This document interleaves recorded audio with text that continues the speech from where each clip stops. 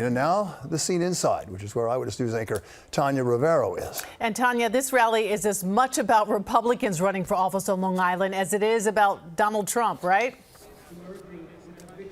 That's right, Sade, and please bear with me. It is incredibly loud in here as the Coliseum continues to fill up, but that heightened security is on display everywhere you turn here inside the Coliseum, because as you mentioned, this is, of course, Mr. Trump's first big public appearance since that apparent attempt on his life on Sunday, and nothing is being left to chance.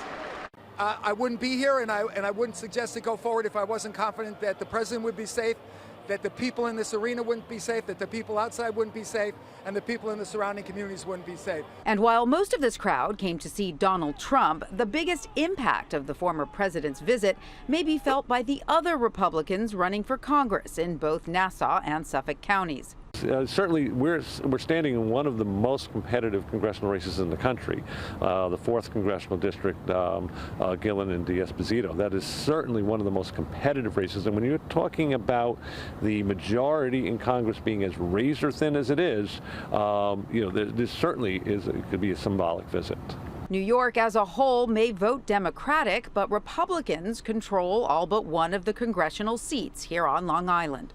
In November, there will be particular attention paid to the 1st Congressional District, where incumbent Republican Nick LaLota is locked in a tight race against former cable news pundit John Avlon.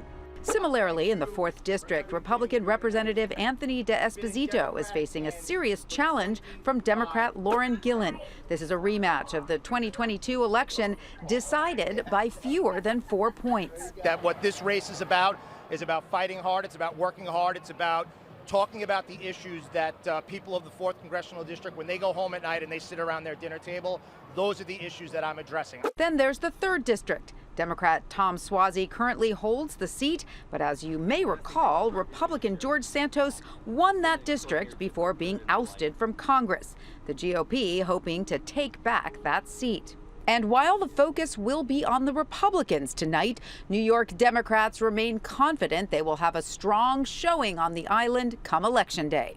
Outside the Nassau Coliseum, across this county, across this island, we have volunteers knocking on doors, calling voters, connecting with voters to let them know why Donald Trump was bad for Nassau County, New York State, and the United States when he was in office, and why he will be bad for Nassau County, New York State, and the United States. God forbid he should get back into office.